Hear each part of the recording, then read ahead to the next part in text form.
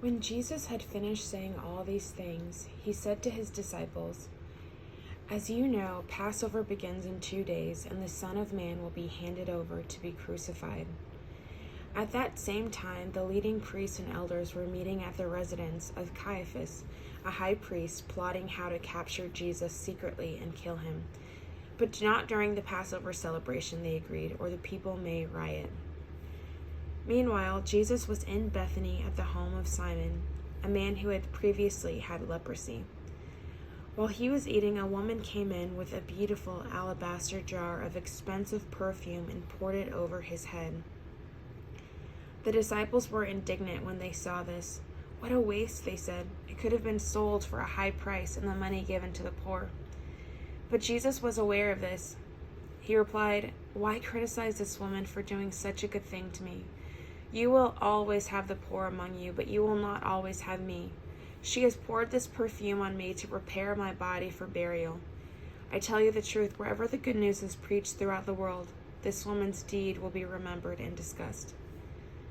Then Judas Iscariot, one of the 12 disciples, went to the leading priests and asked, "How much will you pay me to betray Jesus to you?"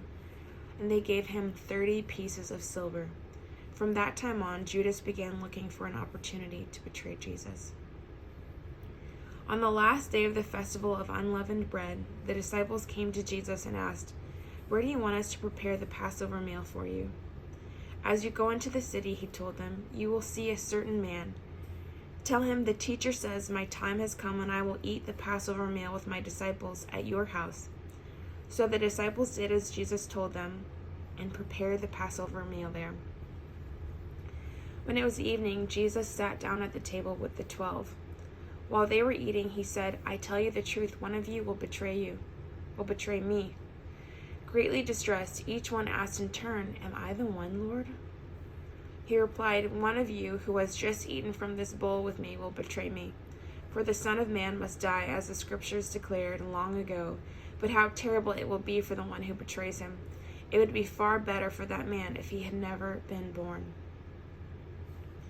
Judas, the one who would be betraying him, also asked, "Rabbi, am I the one?" And Jesus told him, "You have said it." As they were eating, Jesus took some bread and blessed it. Then he broke it in pieces and gave it to the disciples, saying, "Take this and eat it, for this is my body." And he took a cup of wine and gave thanks to God for it. He gave it to them and said, "Each of you drink from it, for this is my blood, which confirms the covenant between God and his people. It is poured out as a sacrifice to forgive the sins of many. Mark my words, I will not drink wine again until the day I drink it new with you in my Father's kingdom."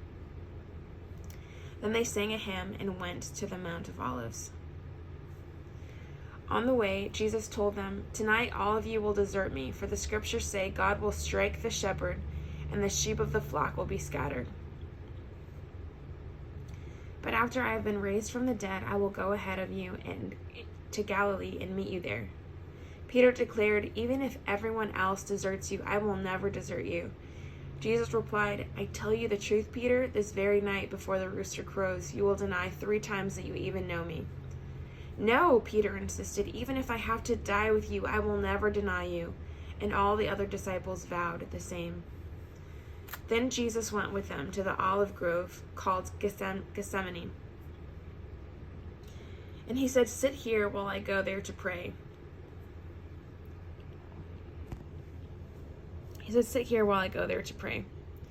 He took Peter and Zebedee's 2 sons, James and John, and he became anguished and distressed. He told them, "My soul is crushed with grief to the point of death.